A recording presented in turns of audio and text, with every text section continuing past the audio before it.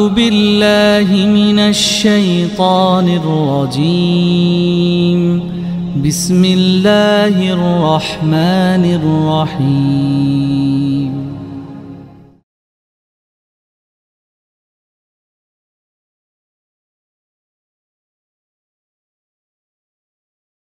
Alhamdulillah Ustadz Ahmad Humaydi hatur nuhun. Masya Allah. Jadi saya ini ingat ini Ustadz, panggilan Allah saat kita nanti pulang ya Ustadz Hashim ya. Usia kita tinggal sebentar lagi kalau mengikuti usia Rasulullah SAW.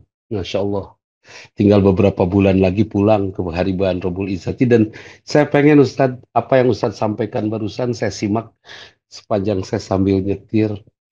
Ya ayat Tuhan nafsul mutmainnah. Itu luar biasa, wahai jiwa yang tentram. Ini kan subhanallah, yang namanya jiwa yang tentram tuh ya kita lah, mudah-mudahan ya. Mudah-mudahan kita menjadi pribadi yang tentram. Kemudian kenapa kita tentram? Ya Tuhan nafsul mutmainnah irji'i ila rabbiki radiyatan mardiyah. Pergilah kepada Allah dalam keadaan Allah ridho. Kenapa? Karena kita ridho diatur oleh Allah. Hati kita, pikiran kita, jasad kita, perilaku lisan, pendengaran, semua kita ridho diatur oleh Allah. Bahkan saking ridhonya diatur oleh Allah, ketika panggilan azan, ada kalimat hayya ala sholah, kita ridho. Sampai kita menjawab dengan kalimat la haula wala quwata illa billah. Masya Allah. Kita untuk sholat saja tidak bisa kalau tidak diizinkan oleh Allah. Artinya kalau kita masih diizinkan sholat, mudah-mudahan itu karena Allah ridho kepada kita meskipun sholat kita tidak khusyuk. Kata Rasulullah, ketika sholat kita tidak khusyuk, kemudian kita berjuang untuk kembali, itu jauh lebih baik daripada kita merasa tidak khusyuk kemudian meninggalkannya. Insyaallah. Ini radiyatan mardiyah. Allah ridho kepada kita karena kita ridho diatur oleh Allah. Ridho punya anak yang ini, ridho punya istri yang ini, ridho punya teman yang ini, ridho dengan pekerjaan kita yang ini. Kita ridho terhadap apa yang Allah berikan kepada kita. Ini luar biasa. Radiyatan mardiyah wadkhuli fi ibadi. Nah ini kalau semuanya perangkat yang ada dalam diri kita, semua tadi yang sudah disampaikan oleh Al Ustadz, semuanya sudah ridho, apalagi? Man pikir-pikir, apa ya hidup teh?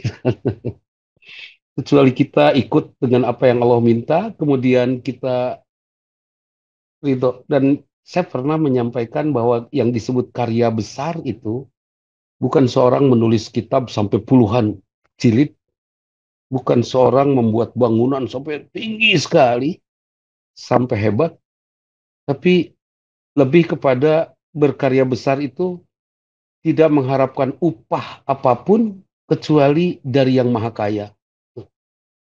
Tidak mengharapkan seorang suami eh, apa gitu ya, perlakuan istri yang baik, terserah Allah yang diharapkannya.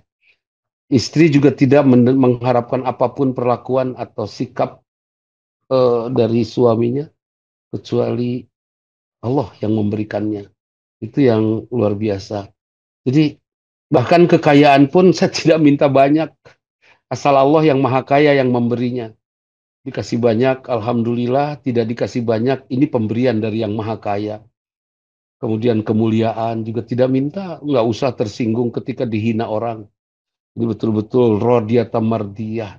Ketika dihina orang, kita tahu bahwa oh masih ada celah hina pada diri kita, ya kan? Masih ada hal yang buruk ya, pawayan pada diri kita, Pak Tony.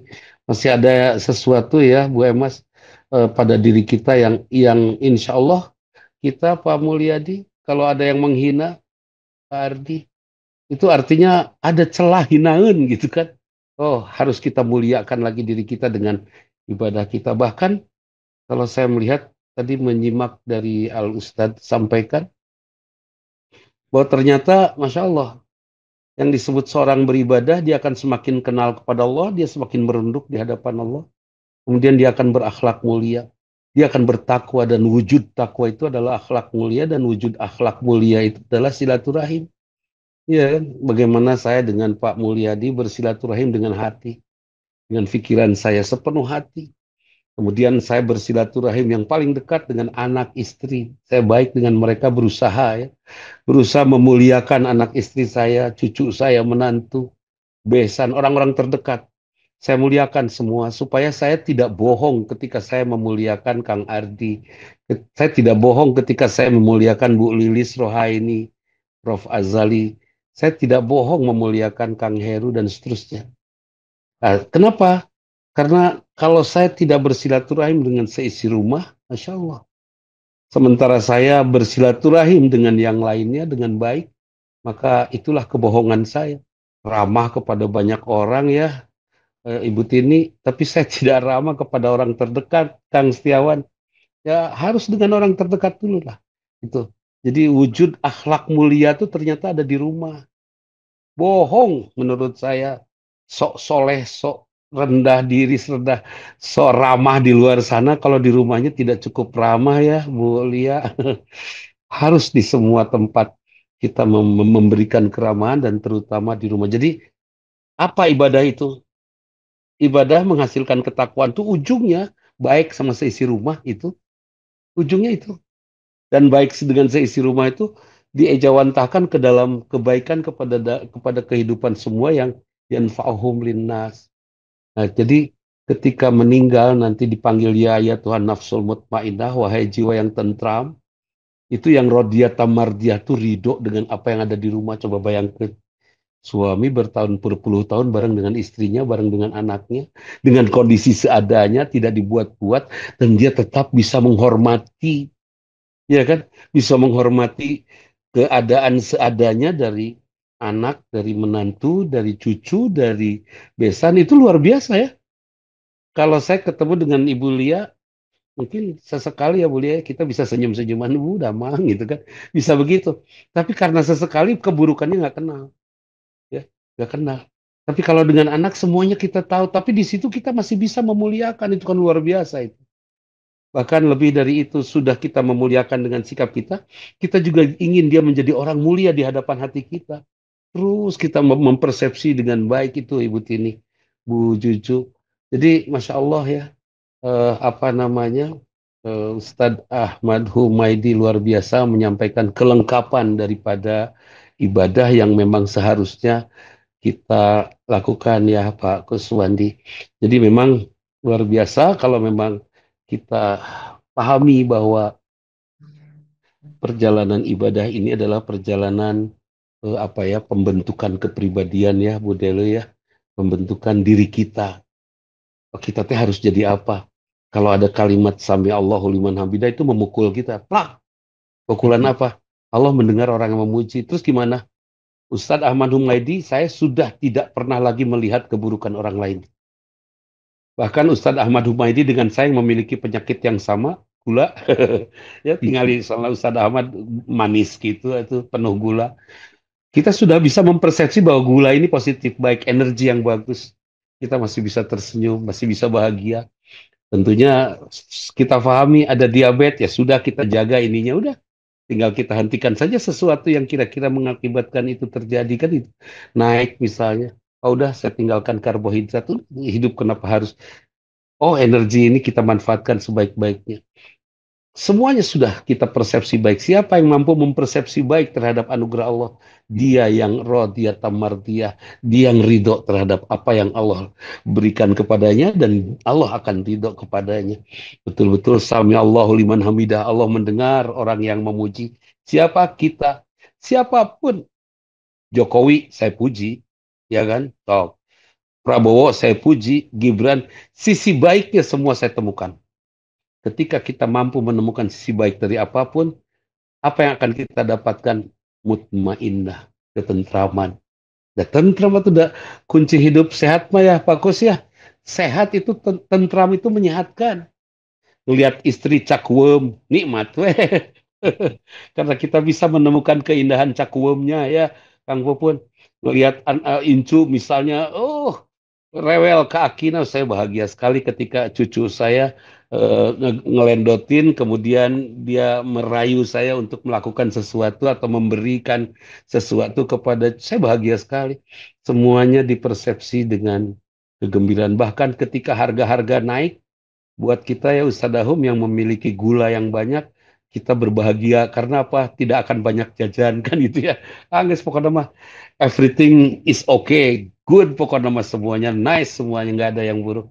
Bahkan tadi di jalan macet-macetan, Masya Allah, kebetulan tadi saya menghadiri apa ya acaranya Prof. Taufik Bushoiri 50 tahun berumah tangga itu pernikahan emas. Ya Allah, padat itu orang banyak sekali dan saya menikmati. Ya Allah, Pak Profesor ini sukses, Pak Kus. Sukses apa, Kang Deki? Sukses mengumpulkan orang, Kang Ferry. Mengumpulkan orang untuk bisa mendoakannya pada saat dia tidak mampu berdoa sendiri. Ya kan? Ketika saya meninggal, saya butuh orang banyak untuk mendoakan saya. Dan beliau begitu suksesnya, ngumpul itu orang-orang. Luar biasa, ya Rabbana, benar. Ternyata disebut ibadah adalah seorang yang ujungnya mampu berakhlak mulia. Dan wujud akhlak mulia itu ada di rumah yang jujur, juga sahabat yang banyak, ya kan? Sahabat yang seabreg, kalaupun tidak banyak ya, Kang Wahyudin, kalaupun tidak banyak, misalnya Kang Ferry punya teman 200, tapi semuanya tulus Kang Ferry. Pas ngadoa teh pas Kang Ferry meninggal tidak bisa berdoa lagi kan? Itu doanya tulus hadir ya Rabbana.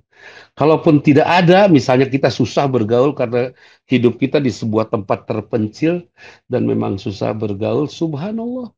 Kebaikan-kebaikan yang kita lakukan dalam bentuk doa, mendoakan Rabbi Allah, Allahumma gfir lil muslimin wal muslimat, mendoakan semua muslimin muslimat. Kemudian kita juga bersodako. Atau paling tidak kita berhenti membiarkan orang menyeberang dengan ikhlas. Kemudian kita doakan, ya Allah selamatkan dia yang nyeberang, gitu kan. Lagi nyetir, irin. Atau ada mobil muter, misal kita harus berhenti dulu, jangan, jangan muter di mana wae. Jangan gitu. Doakan mudah-mudahan sing salamat atau mobil muter, jangan ulah muter terus. Bahaya muter terus, muter balik-balik. Kan itu. Jadi terus saja kita doakan ya Kang Wahyu. Luar biasa. Tadi saya ketemu dengan Pak Rudi. Pak Rudi mantan Bupati Garut. Saya doakan Pak Rudi sukses, sehat, soleh, berkah terus ya. Sekedarnya berdoa. Kenapa? Entah diamini atau tidak oleh malaikat, entah diamini atau tidak oleh siapapun. Tapi yang jelas insya Allah doa itu akan balik lagi kepada saya. Ketika apa namanya, ketika saya pulang nanti. Siapapun. Itu namanya kita ridho berteman. Saya ridho berteman dengan Bu Yanti. Saya ridho berteman dengan Bu Nenden. Saya ridho berteman dengan Kang Ferry, dengan Ustadz Ahmad Humaidi. Ketika saya ini barusan tadi saya scroll semuanya. Sekian puluh orang saya scroll ya, 100 hampir 200 orang saya scroll. Saya lihat yang gambar-gambarnya ada, yang namanya ada, saya doakan satu-satu. Mudah-mudahan doa itu diijabah. Kalaupun tidak di apa namanya, ada nggak mungkin doa tidak didengar oleh Allah. Suara saya didengar oleh Allah kan itu ya. Bahkan apa Kang Wahyu non eh, ketika kita merendah saat azan berkumandang, pada saat itu kemerendahan kita didoakan oleh para malaikat, ya kan? Mudah-mudahan menjadi kemerendahan yang membuat kita pantas mendapatkan kemuliaan dari Allah Subhanahu wa taala. Da Allah Maha Besar, Ustaz Ahmad ini yang sedang ada di dalam benak saya, Ustaz Ahum. Allah itu Maha Besar dan saya ingin bertemu dengan yang Maha Besar. Karena itu saya harus berkarya besar. Saya sudah lepaskan dunia ini. Bahasa saya kepada Dokter Dele, saya sampaikan saya sudah tidak mau lagi nyari nafkah buat minggu depan. Saya nggak mau lagi nyari nafkah buat bulan depan, nggak. Kenapa? Karena saya belum tentu hidup besok. Saya belum tentu hidup lusa. Sudah saya ridho saja dengan apa yang saya miliki sekarang. Saya manfaatkan sebaik-baiknya. Terus kata Allah, "Tidak, kamu masih harus hidup, tah. Dikasih lagi rezeki sama Allah, ya udah adalah buat hari berikutnya kan gitu ya." Jadi ada terus, sudah tidak ada pressure dalam diri Bu Emma, sudah kalem. Dimutakin teh tos kalem ya. Sebab apa? Sudah sebentar lagi hidup berakhir gitu kan. Sekarang menjaga kesehatan ya. Kenapa saya jaga kesehatan? Karena badan saya milik Allah bukan milik saya. Ya kan? Ini tangan saya punya Allah ini. Semuanya punya Allah. Saya harus kembalikan kepada Allah dalam keadaan sehat. Kemarin saya jorok gitu ya. Ustaz Ahum juga sama, mungkin pengalamannya dengan saya, Bu Delo. Kita kalau pengajian malam suka dipaksa makan. Ya, Ustaznya, buang heula Ustaz wio sapiring sapiring. Sasenok cenah asal karaosan. Aduh, itu teh susah mau nolaknya. Kalau sekarang mah sudah tegas, tapi baeud itu teh jamaah. Iya teh tos ngahaja masak aku madinya daripada saya dirawat. Saya bilang gitu. Sekarang begitu jawabannya, daripada sok ngagoler di rumah sakit gitu. Ya udah, ini satu kondisi yang sekarang sudah mulai tegas, meskipun hati rada tidak tega ya, di mana ibu sepuh memasakkan kepada kita daging kambing, masa tidak dimakan. Abi tetos ngahaja non ngabelem cenah apa nyate cenah ngahaja nyate kanggo ustad tinggal didugikeun ka rambut abi rada kaduruk pan nyeri hatinya. Atau eta mah sate rasa rambut. Tapi yang jelas ya meskipun hanya satu suap cenah. Akhir sekarang mah udah nggak lagi Ustadz Ahum. Kita sama-sama disiplin tegas ya Ustadz ya. Malam-malam no food, drink only lah pokoknya mangaleut. Yang jelas, alhamdulillah penyadaran-penyadaran ini hadir ketika kita mengucapkan kalimat alhamdulillah. Segala puji bagi Allah. Ada kesadaran, ada. Oh ya Allah, itu apa namanya empe-empe, segala puji bagi Allah. Badan saya malam gak boleh makan pempek kan itu, karena itu tepung yang sangat lembut sekali yang bisa masuk kemana-mana. Oh enggak, dan seterusnya. Ini penyadaran yang luar biasa dari kalimat Rodiata Mardiyah. Fadkhuli fi ibadi. Ini yang luar biasa Ustaz. Yang saya pahami dari Ustaz kalau mengambil surat Al-Fajr ini. Wadkhuli jannati. Wah, eta teh luar biasa. Apa kalimatnya? Bu Ema, mangga, wilujeng linggih. Coba bayangkan. Silahkan masuk, kamu terhormatku. Dipersilahkan dengan karpet merah di karpet tema. Sekarang mah karpet hijau. So, ini karpet menunjukkan partai. Ada karpet kuning. Ada partai karpet hijau. Tapi yang jelas, kita dipersilahkan dengan kehormatan. Kalau wanita menyusui dan taat kepada suaminya, menyusui anaknya dan taat kepada suaminya, Kang Deki diberi masuk surga dari pintu manapun, saya nggak mau. Saya pengen masuk surga dengan karpet hijau. Dengan karpet yang dipersilahkan. Mangga, cenah Kang Wahyu, wilujeng lebet ke rumah, ke surga. Dari satu pintu yang terhormat, tidak dari sembarang pintu. Ternyata pintu yang terbaik itu pintu yang dipersilakan dalam ayat ini. Wadkhuli jannati. Itu yang luar biasa. Mudah-mudahan kita termasuk nafsul mutmainnah, jiwa-jiwa yang tentram ya, tidak asal hidup, tidak asal hadir di dunia ini, tapi memberikan manfaat yang besar ya Kang Pupun, mulia. Dia tah dengan aktivitas tanpa pamrina di banyak majelis talim, tapi surga entah. Masya Allah, mudah-mudahan mulia ya, kita ke surga bareng-bareng mulia. Pokoknya mengabring ke surga, insya Allah. Dan mudah-mudahan nanti tanggal 17 Mei, ya, kita bisa hadir di Masjid Trans semuanya. Saat 17 Mei itu ada pengajian, mengundang Ustadz Fakhruddin Faiz dari Jogja, untuk bisa memberikan pencerahan kepada kita semua di Masjid Ran ba'da duhur, setelah sholat duhur langsung gitu kan. Mudah-mudahan aja semua bisa hadir, memberikan supportnya, semangat buat Majelis Madani yang sudah hampir tahun keempat ini kita bersama-sama ngumpul di tempat yang tidak pernah bertemu. Ngumpul di tempat yang tidak bertemu, di Zoom kan bahaya gitu. Mohon, itu mungkin Ustadz Ersyad Mutakin, mangga.